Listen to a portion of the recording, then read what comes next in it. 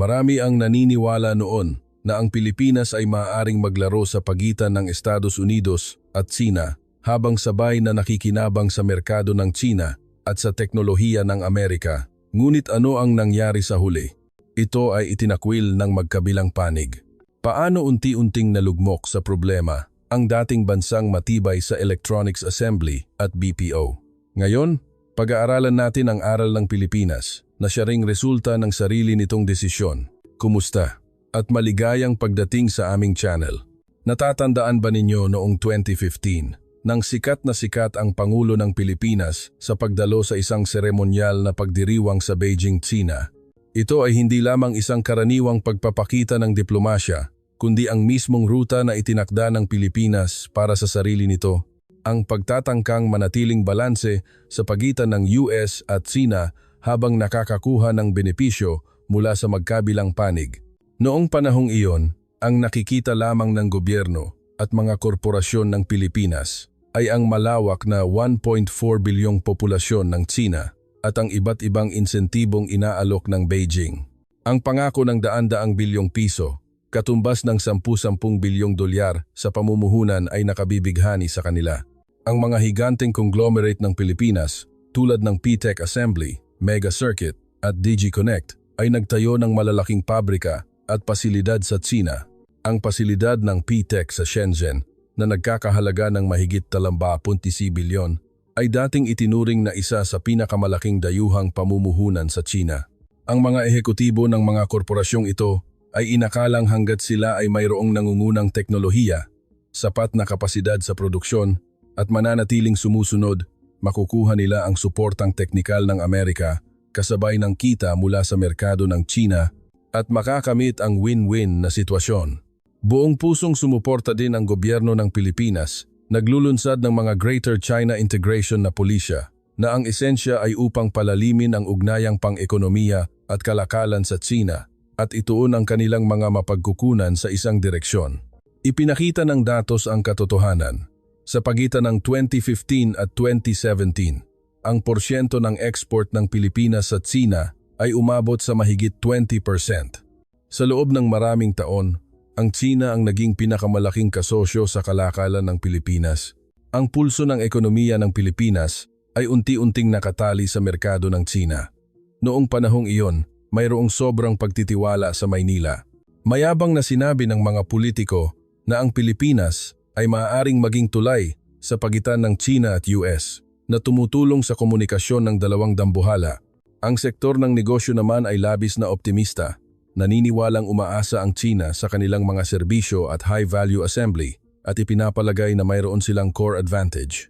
Ang mainstream media ng Pilipinas ay araw-araw na nagbabalita ng tagumpay ng kooperasyon sa kalakalan ng Pilipinas-China, nag-uulat kung aling kumpanya ng Pilipinas ang nakakuha ng malaking order mula sa China.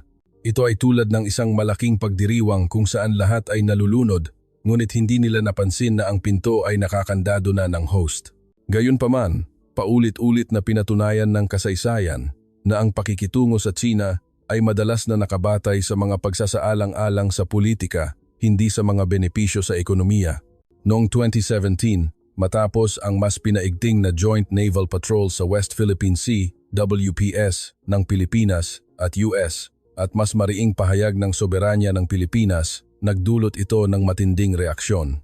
Bagamat walang opisyal na dokumento o formal na pahayag ang inilabas ng Beijing, ang mga pang-ekonomiyang parusa laban sa Pilipinas ay naging malawakan.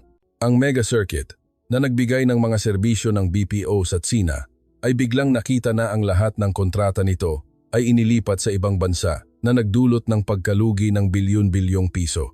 Ang turismo ng Pilipinas ay matinding tinamaan dahil ang mga tour agency ng China ay ganap na itinigil ang mga group tour. Ang industriya ng entertainment ay hinarangan din. Ang mga teleserye, pelikula at idol groups ng Pilipinas ay halos naglaho sa merkado ng China. Ang paghihiganti na ito ay nagparamdam sa lipunan ng Pilipinas sa unang pagkakataon na ang kalaban ay hindi isang purong market economy, kundi isang sistema na may kakayahang makialam sa ekonomiya sa pamamagitan ng mga administratibong hakbang. Gayunpaman, paano tumugon ang gobyerno at mga kumpanya ng Pilipinas? hindi sila nagdesisyong putulin o pabilisin ang pagbabawas ng panganib. Sa halip, lalo silang nag-ingat sa pagpapahinahon sa Beijing, umaasang gaganda ang relasyon.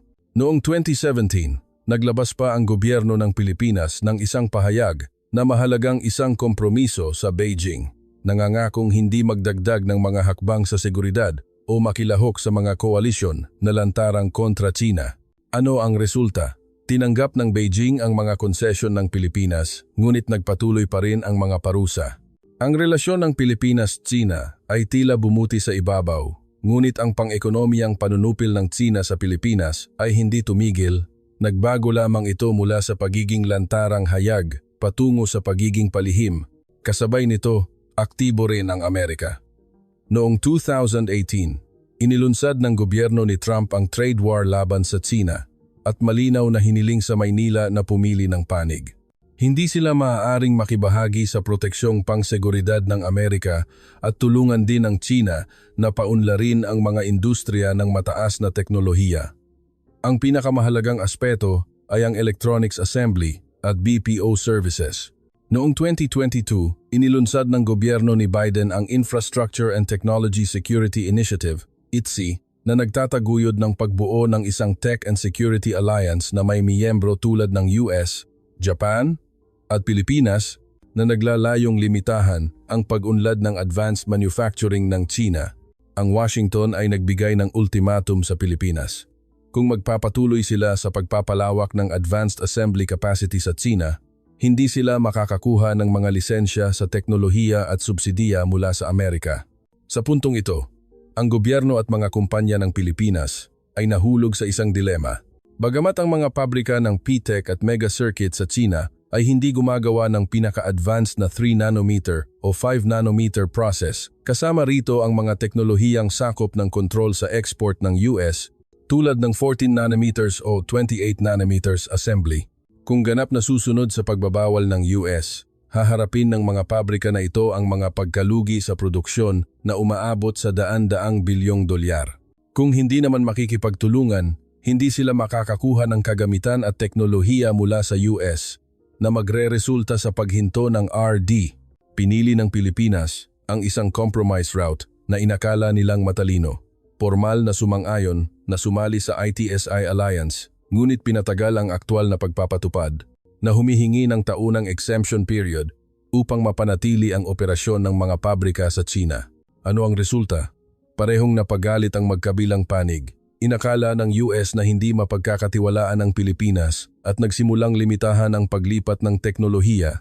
Samantala, nahuli ng China ang laro ng Pilipinas at palihim na naghanda upang magbigay ng nakamamatay na dagok. Ang dagok na ito ay dumating noong 2024. Sa ikalawang kalahati ng 2024, biglang napansin ng mga Filipino electronics equipment at service provider na bumaba ng husto ang kanilang mga order sa China. Sa una ay inakala nilang ito ay isang cyclical fluctuation ng merkado, ngunit mabilis nilang napansin ang kakaibahan. Ang mga Chinese factory ay bumibili pa rin ng maraming kagamitan at serbisyo, ngunit hindi mga produkto ng Pilipinas.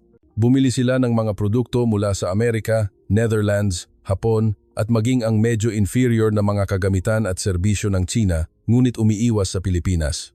Noong Disyembre 12, 2024, inihayag ng media ng Pilipinas ang katotohanan. Simula sa taong iyon, sapilitang ipinatupad ng Beijing ang isang unpublished 50% rule sa pamamagitan ng administratibong gabay. Ang patakaran ay simple at direkta. Para sa bawat foreign equipment na imported ng isang Chinese factory, kailangan ding bumili ng isang domestic equipment. Higit sa lahat, ang patakaran ay selective na ipinatupad. Para sa mga teknolohiyang hindi pa napapalitan mula sa US at Hapon, nagbigay ng exemption ang Beijing, ngunit para sa mga kagamitan ng Pilipinas, mahigpit na ipinagbabawal hanggat mayroong magagamit na domestic Chinese na produkto, hindi maaaring bumili ng Pilipino. Nakakagulat ang mga kaugnay na istatistika. Sa unang 10 buwan ng 2024, ang halaga ng export ng Pilipinas sa China para sa electronics equipment ay 963 milyon lamang, isang pagbaba ng 17%, 8% kumpara sa nakaraang taon, at 50% na pagbaba mula sa rurok noong 2021. Sa parehong panahon, ang kabuuang import ng China ng electronics equipment ay tumaas ng 6.7%. Ipinapakita nito na ang China ay bumibili ng maraming kagamitan, ngunit sadyang ino-isolate ang Pilipinas. Ang mas malupit pa, ang dagok na ito ay sadyang kalkulado. Alam na alam ng Beijing na ang industriya ng kagamitan ng Pilipinas ay nasa isang awkward position. Hindi ito kasing husay ng mga nangungunang kumpanya ng US at Hapon, ngunit medyo mas mahusay kaysa sa mga produktong Chino. Ito ay naging perpektong target.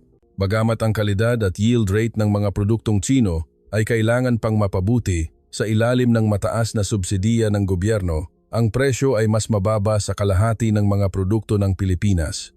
Hanggat ito ay may sapat na gamit, ang mga kumpanyang Chino sa ilalim ng panggigipit sa politika ay pipiliin ang domestic. Ang resulta ay sunod-sunod na pagkabigo para sa mga Filipino equipment provider na may malaking pagbaba sa kita. Ang Executive Director ng Philippine Electronics Industry Association ay nagsabi sa isang panayam na ang mga kumpanya ng Pilipinas ay may dalawang maingat na ruta, alinman ay makamit ang technological breakthrough upang maging irreplaceable na napakahirap o mabilis na magbukas ng mga merkado sa US, Europe, Japan at Taiwan. Ang implikasyon ay hindi na mapagkakatiwalaan ang merkado ng China. Ito ay ang industriya ng kagamitan pa lamang. Ang sitwasyon ng Pilipinas ay mas matindi sa ibang sektor.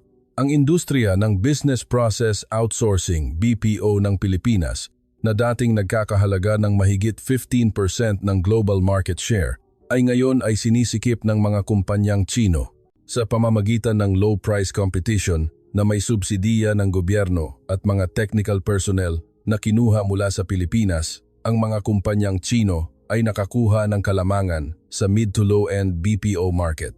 Napilitan ang DG Connect na bawasan ang malaking bilang ng empleyado. Ang sitwasyon ay katulad din sa EV battery materials at nickel processing. Ang mga higanteng Pilipino ay namuhuna ng daan-daang bilyong piso sa China, ngunit noong 2024, naglunsad ang gobyerno ng China ng bagong subsidiya na nagtatakda na tanging ang mga vehicle model na may tiyak na porsyento ng domestic battery materials ang makakakuha ng subsidiya. Ang resulta ay umakyat ang market share ng Chinese battery at material provider.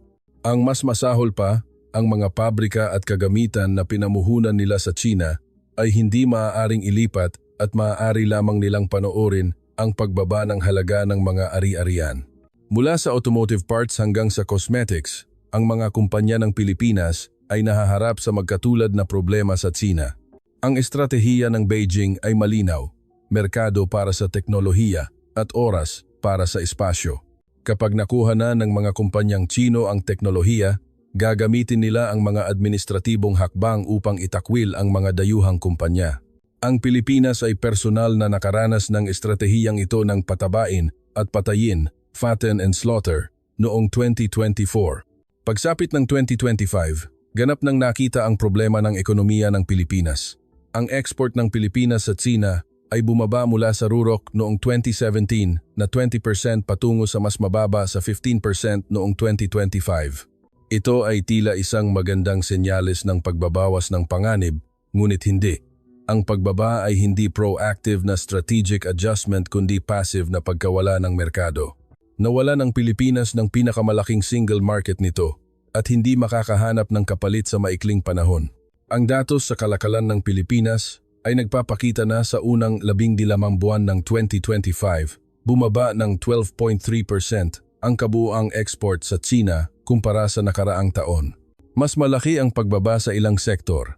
Ang electronics equipment export ay bumaba at ang BPO service export ay bumaba ng mahigit 30%. Ang mga ito ay dating mga pillar industry ng Pilipinas at ngayon ay humaharap ang mga empleyado sa malawakang retrenchment at salary cut. Ang mas seryoso ay ang pagkagambala sa supply chain. Sa nakalipas na dekada, maraming technical talent ng Pilipinas ang kinuha ng mga kumpanyang Chino na may alok na 2 hanggang 3 beses na sahod. Dinala nila hindi lamang ang teknolohiya, kundi pati na rin ang karanasan sa R&D, kaalaman sa produksyon, at mga modelo ng pamamahala na sa huli ay tumulong sa mga kumpanyang Chino na bumuo ng kumpletong supply chain at saktan ang mga kumpanyang Pilipino. Napagtanto ng industriya ng Pilipinas na ang kanilang sinanay na talento ay nagpalaki sa kanilang mga kakumpetensya. Ang lokal na datos ng ekonomiya ng Pilipinas ay hindi rin maganda. Ang paglago ng GDP sa ikatlong quarter ng 2025 ay 1.4% lamang, mas mababa sa inaasahan ng gobyerno na 2.2%. Ang unemployment rate ay tumaas sa 3.8%, ang pinakamataas sa loob ng 5 taon. Sa sektor ng manufacturing, maraming maliliit at katamtamang kumpanya sa supply chain ang nagsara dahil sa pagkawala ng mga order mula sa China. Halos araw-araw ay may balita ng pagsasara ng pabrika at kawalan ng trabaho sa mga industrial city tulad ng Maynila, Cebu at Batangas. Dito na nagsimulang matakot ang gobyerno ng Pilipinas. Nagdaos ng maraming emergency economic meeting ang palasyo, naglunsad ng serye ng aid packages, ngunit lahat ay panandaliang lunas lamang. Ang ugat ng problema ay ang matagal ng pag-asa ng industrial structure ng Pilipinas sa merkado ng China at ang pagsasaayos ay hindi magagawa sa isang iglap. Bukod pa rito, matindi ang kompetisyon sa pandaigdigang merkado. Ang US, Japan, Taiwan at maging ang Europa ay may magkatulad na industriya at mahirap para sa Pilipinas na makapasok ng madali. Ang mga lider ng korporasyon ng Pilipinas ay ngayon lang nagising. Ang mga pinuno ng PTEC Assembly, Mega Circuit at Digi Connect ay nagsimulang madalas na bumisita sa Washington, Tokyo at Taipei, naghahanap ng bagong oportunidad para sa kooperasyon. Napagtanto nila na ang dating estratehiya ng pagkakaroon ng pabor sa magkabilang panig ay nabigo. Sa bagong Cold War era na ito, kailangan nilang pumili ng panig at manatiling matatag. Ngunit ang tanong ay, huli na ba? Kapag lumabas na ang core technology, nawala na ang mahalagang merkado at lumaki na ang mga kakumpetensya gamit ang iyong teknolohiya, ano pa ang mayroon kang bargaining chip upang makipagtulungan sa iba? Noong Setyembre 2025, naglathala ang isang pahayagan sa Pilipinas ng isang maikling balita. Isang delegasyon mula sa Philippine Electronics Industry Association ang bibisita sa Taiwan at Hapon upang humingi ng kooperasyon sa supply chain. Para sa mga pamilyar sa kompetisyon sa industriya, ito ay isang malaking kabalintunaan. Sa nakalipas na dekada, paano tiningnan ng media at industriya ng Pilipinas ang Taiwan? Madalas nilang sinabi na ang industriya ng Taiwan ay assembly-focused lamang, walang sariling tatak, at ang technical content nito ay hindi kasing husay ng modelo ng Pilipinas. Naniniwala sila na ang Taiwan ay isang maliit na isla lamang na may limitadong merkado na hindi karapat-dapat bigyan ng pansin. Nang talakayin ng mga politiko ng Pilipinas ang kooperasyon sa rehiyon, nakatuon lamang sila sa Tsina at Timog Silangang Asya at hindi kailanman itinuring ang Taiwan bilang isang mahalagang kasosyo. Ngunit ngayon, ganap na itong nagbago. Nang dumating ang delegasyon ng Philippine Electronics Association sa Taipei, ang kanilang saloobin ay lubhang mapagpakumbaba.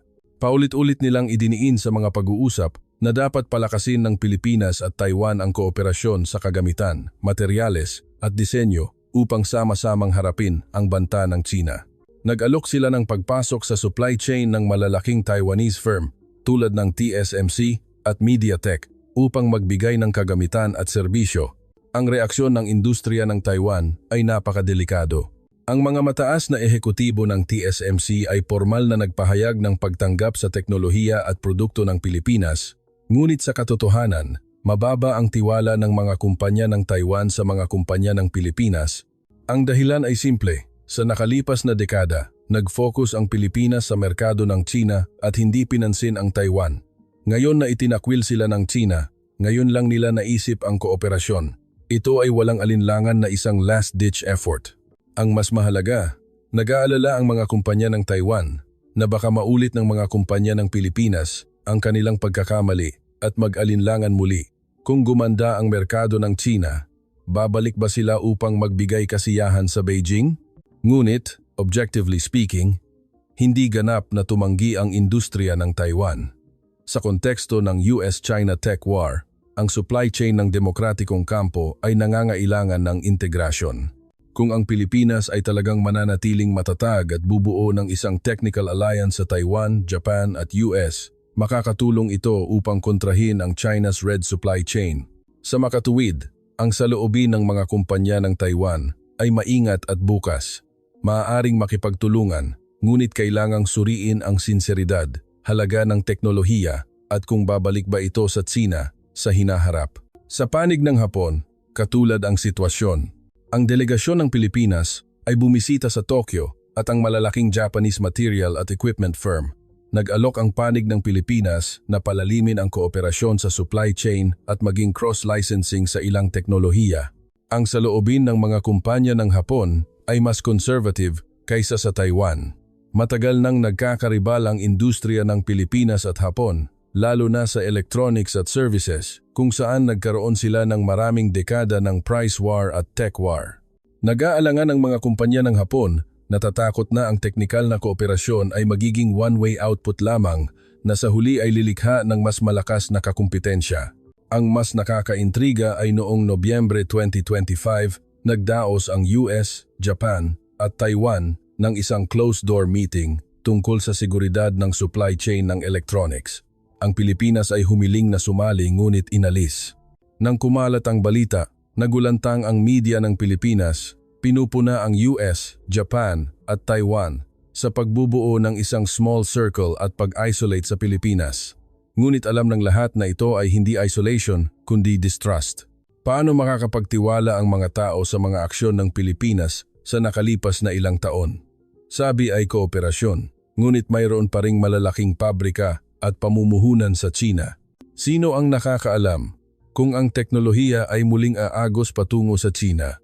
Ang gobyerno ng Pilipinas ay nagsimulang mag-alala. Ang kalihim ng trade ay bumisita sa Washington at nagpahayag sa US Trade Representative na ang Pilipinas ay handang ganap na makipagtulungan sa mga pagbabawal ng US at limitahan ang advanced capacity sa China, umaasang makakuha ng subsidiya mula sa ITSAI at sumali sa Supply Chain Alliance na pinamumunuan ng US.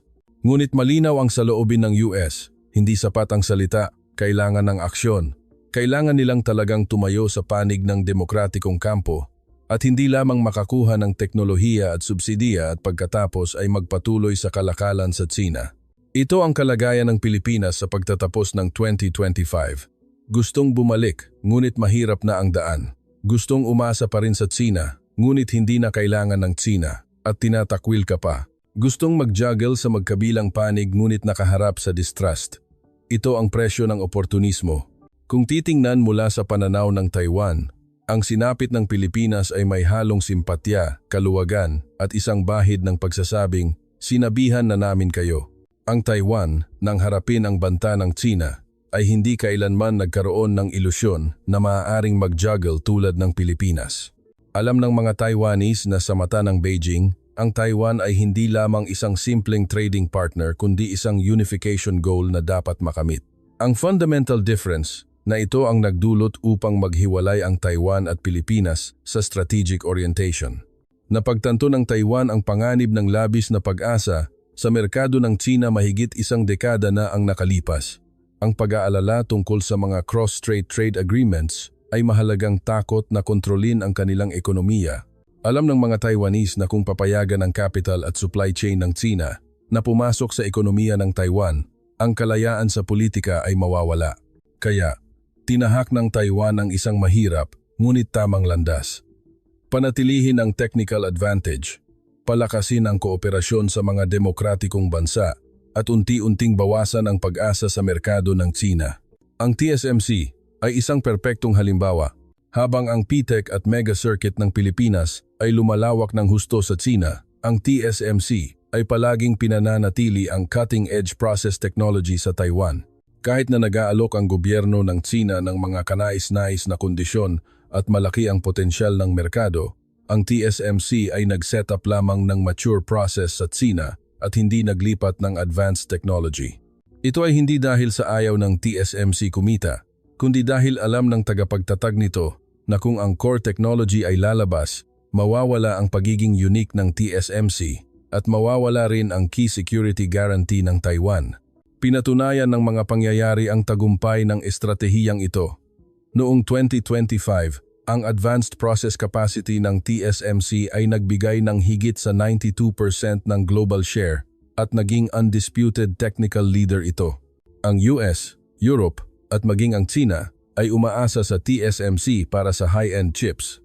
Ang pagiging irreplaceable na ito ang naging mahalagang security shield ng Taiwan At ito rin ang dahilan kung bakit, habang sinupil ng China ang mga kumpanya ng Pilipinas, hindi ito nangahas na guluhin ang TSMC. Kapag tinamaan ang TSMC, malalagay sa kaguluhan ang global supply chain at ang China mismo ang magdurusa sa pinakamalaking pagkalugi. Ang iba pang industriya ng Taiwan ay sumunod din. Ang MediaTek ay nanguna sa 5G chip design at ang R&D center nito ay nasa HA Hsinchu. Ang ASE ay may breakthrough sa advanced packaging technology at ang mga key process nito ay nasa Kaohsiung. Kahit na apektado ng low price competition ng China ang industriya ng display panel, ang IUO at Innolux ay lumipat sa high-end medical at automotive displays upang maiwasan ang direktang kompetisyon. Ang mas mahalaga ay ang patakaran ng gobyerno ng Taiwan ay laging sumusuporta. Mula sa administrasyon ni Tsai Ing-wen hanggang sa kasalukuyan, malinaw ang strategic direction. Palalimin ang relasyon sa US, Japan at EU, aktibong lumahok sa Indo-Pacific Strategy at manindigan para sa mga demokratikong halaga. Sa mga tuntunin ng export control ng electronics, ganap na nakipagtulungan ang Taiwan sa mga kahilingan ng US. Ang malinaw na posisyon na ito ay nakakuha ng mataas na tiwala at suporta ng US. Ang mga benepisyo tulad ng subsidiya sa ilalim ng CHIP Act at exemption para sa Taiwan sa export control ng US at Japan ay nagmula sa matatag na posisyon at malinaw na layunin ng Taiwan. Sa kaibahan, ang Pilipinas ay patuloy na nag-aalangan. Gusto ang teknolohiya ng US, ngunit ayaw isuko ang merkado ng China. Sumali sa demokratikong alyansa, ngunit natatakot na galitin ang Beijing.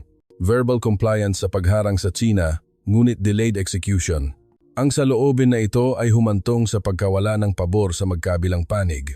Hindi mapagkakatiwalaan ng US at hindi sapat ang pagsunod sa China. Ang resulta ay sinaktan ng China at ngayon, hirap makapasok sa demokratikong kampo. Matagal nang inaasahan ng lipunan ng Taiwan ang sitwasyon ng Pilipinas dahil alam na alam ng mga Taiwanese ang karaniwang taktika ng Chinese Communist Party, CCP. Sa nakalipas na mga dekada, ang mga produkto ng agrikultura, pagkain at industriya ng turismo ng Taiwan ay napailalim sa magkatulad na panunupil. Ngunit ang mga pag-atake na ito ay nagpalinaw sa lipunan ng Taiwan sa kahalagahan ng pagbawas ng pag-asa sa merkado ng China. Ang mga magsasaka ng Taiwan ay lumipat sa merkado ng Japan at Timog Silangang Asya. Ang turismo ay nag-akit ng mga turista mula sa Europa, Amerika, Hapon at Pilipinas. Bagamat masakit ang transisyon, ginawa nitong mas malusog at mas diversified ang istruktura ng ekonomiya. Noong 2025, ang export ng Taiwan sa China ay bumaba sa mas mababa sa 15% at karamihan dito ay mid to low-end products na hindi kabilang sa critical technology. Ang paglago ng ekonomiya ng Taiwan ay lalong nakasalalay sa mga merkado ng Europe, US at Japan at sa high-tech innovation. Ang istrukturang ito ay nagbigay dito ng higit na resilience kapag nahaharap sa panggigipit ng China. Maaaring ipagbawal ng China ang pinya ng Taiwan, ngunit hindi nito maaaring pigilan ang pagpapadala ng TSMC chips. Ito ang halaga ng strategic autonomy at pagiging irreplaceable. Huli na ang Pilipinas kung gusto nitong tularan ang Taiwan. Ang core technology ay lumabas na, ang supply chain ay nakompromiso na, at ang pag-asa sa merkado ay naging established fact na. Ang muling pagtatayo ng strategic position na katulad ng Taiwan ay nangangailangan hindi lamang ng oras at pondo, kundi pati na rin ng national resolve at consensus, at ito ang kulang sa Pilipinas. Ang sinapit ng mga kumpanya ng Pilipinas sa China ay isang classic example ng pagsasara ng pinto at pag-corner sa aso, closing the door and cornering the dog. Inakit ng Beijing ang mga ito gamit ang mga insentibo at malaking merkado. Matapos maitayo ang mga pabrika, naikalat ang supply chain at mailipat ang mga tauhan, natrap sila. Pagkatapos ay unti-unting hinigpitan ng Beijing ang kontrol. Una ay humingi ng technology transfer sa pamamagitan ng collaborative R&D. Pagkatapos ay itinaas ang porsyento ng domestic component sa ilalim ng pagpapalaki sa mga local industry at pagkatapos ay pinilit ang kwota na kailangang bumili ng tiyak na porsyento ng domestic equipment at lokal na supplier. Sa huli, kapag nakuha na ng mga kumpanyang Chino ang teknolohiya at nakabuo ng kapasidad, walang awa na inalis ng Beijing ang mga dayuhang kumpanya. Ang modelong ito ay hindi lamang ginamit sa Pilipinas. Sa nakalipas na 20 taon, maraming dayuhang kumpanya ang dumaan dito. Pumasok ang mga tech giant tulad ng Google at Facebook sa merkado ng China, ngunit nagpalaki ng mga domestic rival tulad ng Baidu at Tencent, at sa huli ay naiwan sa labas. Ang Tesla ay nagtayo ng pabrika sa Shanghai na naglantad ng teknolohiya at impormasyon ng supply chain. Ngayon, ang BYD ay naglunsad ng mas murang mga electric vehicle na may katulad na teknolohiya at naungusan ng Tesla sa merkado ng China. Ang aral ng Pilipinas ay mas matindi dahil hindi ito isang ordinaryong dayuhang kumpanya kundi isang sovereign nation. Gayunpaman, nang ibigay ng gobyerno at mga kumpanya ng Pilipinas ang pulso ng ekonomiya ng bansa sa CCP, nawalan sila ng autonomiya ng isang sovereign nation. Kapag ipinatupad ng Beijing ang 50% rule, mahirap para sa gobyerno ng Pilipinas na magprotesta. Ang mga protesta ay hindi papansinin dahil ito ay internal administrative guidance at hindi formal na batas. Walang lugar na magreklamo. Kapag nag-apela, sasabihin sa kanila na ito ay autonomous choice ng kumpanya at hindi sa pilitan ng gobyerno. Kung susubukan nilang kontrahin, ang laki ng merkado ng China ay napakalaki para sa Pilipinas at hindi nito kakayanin ang isang trade war. Sa isang demokratikong bansa, ang mga kumpanya ay maaaring magdemanda upang humingi ng judicial remedy at gumamit ng media at public opinion upang magpilit. Ngunit sa China, ang partido ang nagpapasya sa lahat. Kapag ang ekonomiya ng Pilipinas ay lubos na umaasa sa merkado ng China, ang kalayaan ng politika at diplomasya ng gobyerno ay nawala. Ang insidente sa West Philippine Sea Naval Patrol ang nagpapatunay dito. Ang pagpapatupad ng Pilipinas ng mga maritime patrol ay legitimate defense ng isang sovereign nation.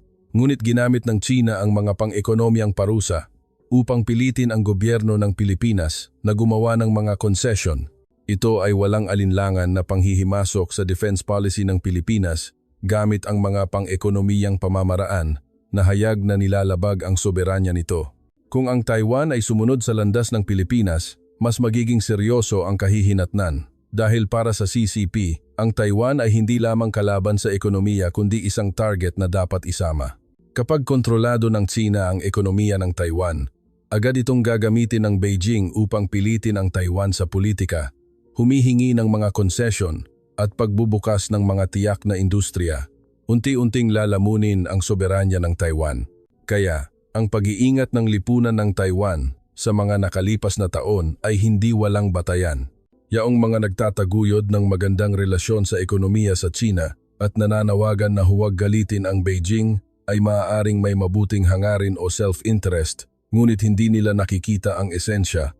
Sa lohika ng CCP, ang ekonomiya ay hindi kailanman simpleng ekonomiya lamang, kundi isang kasangkapan sa politika, isang united front tactic, at ang unang hakbang upang lamunin ang Taiwan. Ang kalagayan ng Pilipinas ngayon ang pinakamahusay na patunay.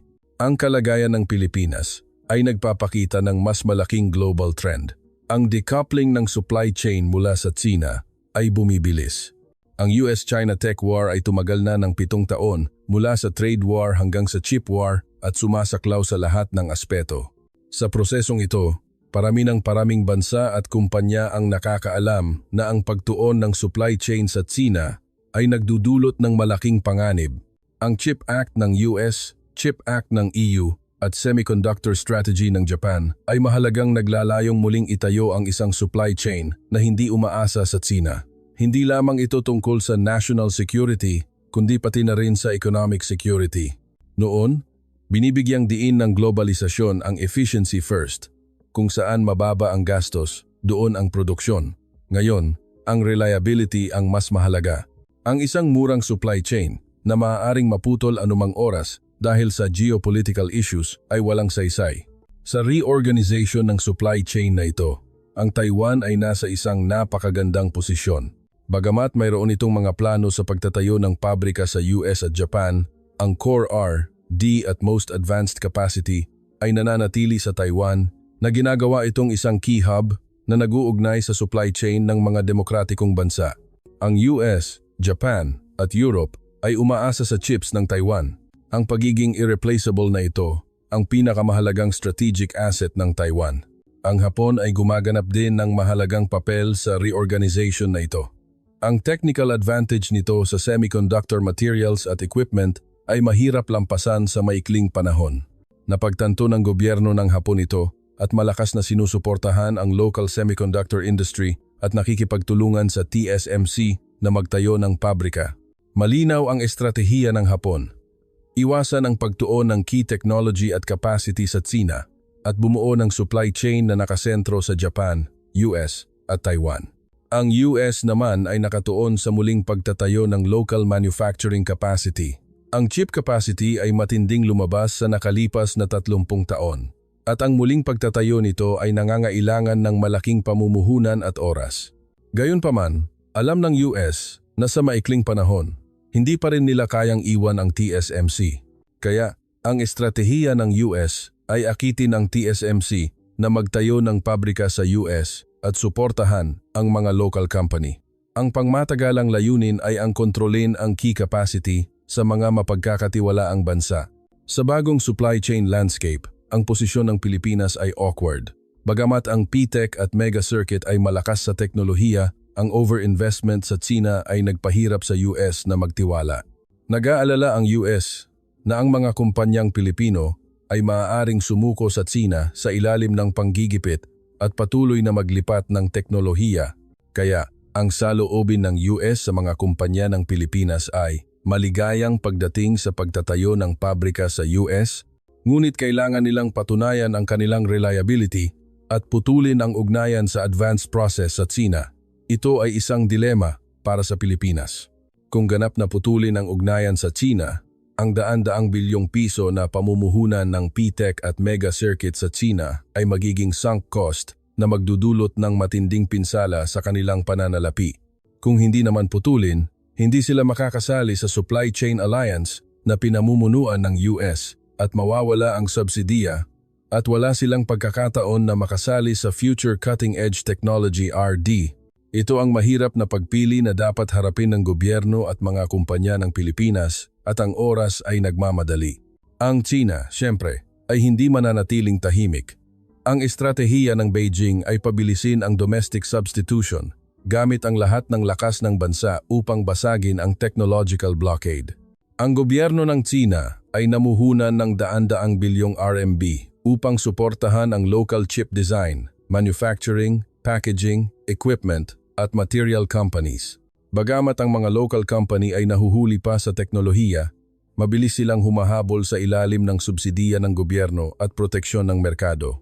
Ngunit ang fundamental difficulty ng Tsina ay ang pinaka-core technology at equipment ay hindi pa rin nito kayang gawin. Walang mga kagamitan na ito, hindi makakagawa ng advanced process chips ang Tsina. Ang Tsina ay maaaring makakuha ng ilang teknolohiya sa pamamagitan ng pangangalap ng talento, espionage o pagnanakaw, ngunit ang pagtatayo ng kumpletong R&D at manufacturing capacity ay hindi magagawa sa maikling panahon. Sa makatuwid, ang domestic substitution strategy ng Tsina ay maaaring maging epektibo sa mid to low-end products, ngunit malaki ang agwat sa high-end field. Ang reorganization ng global supply chain na ito ay mahalagang isang kompetisyon sa pagitan ng dalawang sistema. Sa pangmatagalan, ang innovation at efficiency ng open system ay laging mas mahusay kaysa sa closed system. Ang planned economy ng Unyong Sobyet ay gumuho at ang self-reliance ng North Korea ay humantong sa pagbagsak ng bansa. Kahit na malaki ang pondo ng domestic substitution ng Tsina, may pagdududa pa rin kung talagang magtatagumpay ito. Sa kompetisyong ito, ang mga bansa at kumpanya na may matatag na posisyon, technical lead at mapagkakatiwalaan ay magiging ultimate winners. Kung ang Taiwan, Japan at US ay magtutulungan ng husto upang bumuo ng isang supply chain alliance na may technical lead, stable supply at magkatulad na mga halaga, mangunguna sila sa future tech competition. Yaong mga nag-aalinlangan, naghihintay at oportunista tulad ng Pilipinas ay lalong magiging marginalized. Ang gulong ng kasaysayan ay umiikot at ang mundo ay pumapasok sa isang bagong panahon. Sa panahong ito, mas mahalaga ang value kaysa sa profit, mas mahalaga ang reliability kaysa sa efficiency, at mas mahalaga ang strategic autonomy kaysa sa market size. Ang mga bansa at kumpanya na nakakakita ng trend, nananatili sa mga prinsipyo at nagsiset up ng maaga ay magkakaroon ng kalamangan sa future competition.